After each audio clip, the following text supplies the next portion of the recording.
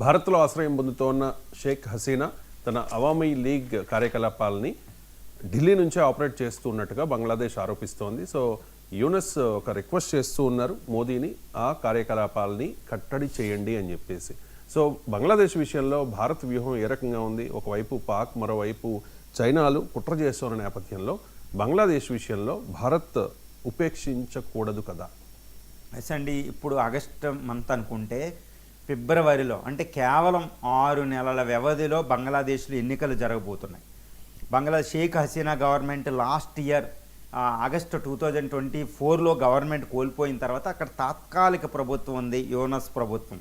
ఈ తాత్కాలిక ప్రభుత్వం ఎన్నికలు పెట్టబోతుంది కేవలం 6 నెలల్లో. ఈ 6 నెలల్లో జరగబోయే ఎన్నికల్లో భారత్ ఫ్రెండ్లీ గవర్నమెంట్ ఫామ్ అవ్వకపోతే భారత్కి చాలా కష్టాలు ఉంటాయి వచ్చే 5 సంవత్సరాలు. అవి ఎంత దారుణంగా ఉంటాయంటే 4000 కిలోమీటర్లు మనం బౌండరీ షేర్ చేసుకుంటున్న బంగ్లాదేశ్ అతిపెద్ద ల్యాండ్ బౌండరీ. ఈ చైనాతో పోల్చిన, పాకిస్తాన్తో పోల్చిన ఎక్కువ పెద్ద బౌండరీ దాంతోనే ఉన్నాం మనకి. సో దీనివల్ల ఈ వెస్ట్ బెంగాల్ ఎన్నికలు జరగబోతుంది. అక్కడ అస్సాము, నార్త్ ఈస్ట్లో ఉన్న ఈ త్రిపుర, మిజోరాం, నాగాల్యాండ్, అరుణాచల్ ప్రదేశ్ ఈ రాష్ట్రాలన్నింటిలో విపత్కర పరిస్థితి, శాంతి భద్రతల సమస్య తీసుకొస్తుంది బంగ్లాదేశ్.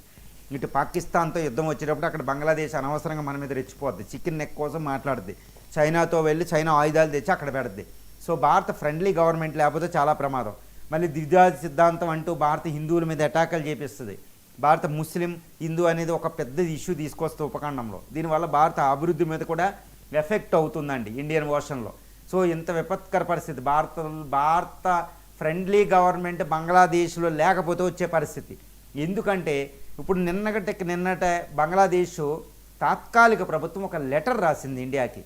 మీ దేశంలో తలదాచుకుంటున్న మా బంగ్లాదేశ్ పార్టీ అయిన అవామీ లీగ్ అధినేత షేక్ హసీనా అక్కడి నుంచి ఈ బంగ్లాదేశ్ వ్యతిరేక కార్యకలాపాలు నిర్వహిస్తుంది, ఆవిడని కట్టడి చేయండి అని రాసింది. అంటే ఏంటి, మన భారతదేశం ఏం చేస్తుంది? అది ఇప్పుడు షేక్ హసీనా మళ్ళీ బంగ్లాదేశ్ వెళ్ళి అవామీ లీగ్ని బ్యాన్ చేశారు వాళ్ళు. దాన్ని పునరుద్ధరించి వచ్చే ఎన్నికల్లో, ఫిబ్రవరి జరిగే ఎన్నికల్లో ఆవిడ పార్టిసిపేట్ చేసింది అనుకోండి, భారత్లో గ్యారంటీ భారత ఫ్రెండ్లీ గవర్నమెంట్ వస్తుంది. కానీ ఇప్పుడు ఆ పరిస్థితి అక్కడ లేదు.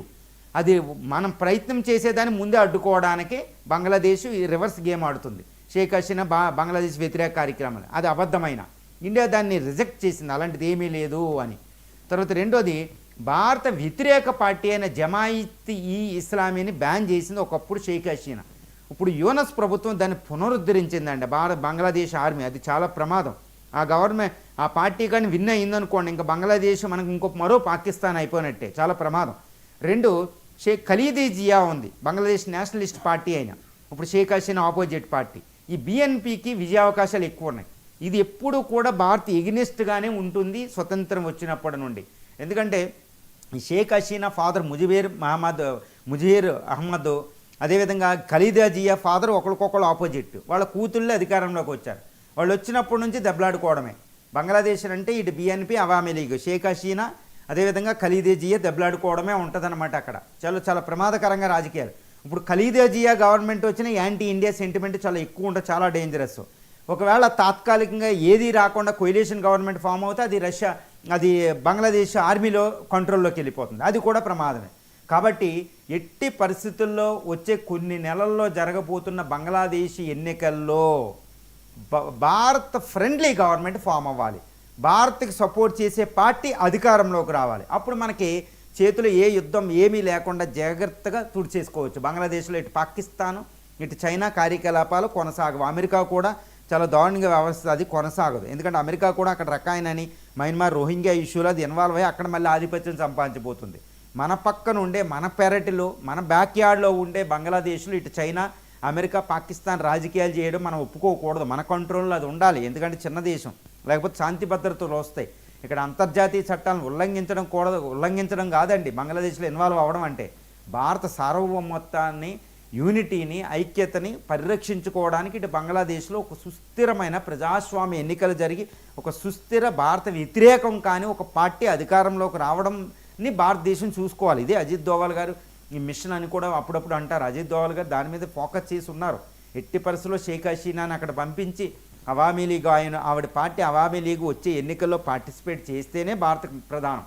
లేదా దీంతో పాటు దీన్ని షాడో అప్పుడు జరగకపోతే దీని షాడో అయిన ఇంకొక పార్టీ ఏదో ఒకటి ఉంటుంది, ఆ పార్టీ ద్వారానైనా అక్కడ అధికారం చేజిక్కించుకొని, లేకపోతే అక్కడ కొయిలేషన్ గవర్నమెంట్లో కూడా అట్లీస్ట్ ఈ పార్టీ ఉండగలిగితేనే వస్తుంది. ఇప్పుడున్న ప్రస్తుతం యూనస్ భారత వ్యతిరేకతని ఫామ్ చేసే విధంగా భారత వ్యతిరేకంగానే ఆయన పనిచేస్తున్నాడు. ఈ విషయాన్ని మర్చిపోకుండా ఇండియా చాలా ప్రోయాక్టివ్గా వ్యవహరించి బంగ్లాదేశ్ ఎన్నికలను తన అదుపులో తీసుకుంటేనే ఇక్కడ చాలా ఇంపార్టెంట్, లేకపోతే ఇండియా చాలా విపత్కర పరిస్థితిని ఫేస్ చేయబోతుందండి. రైట్. ఇక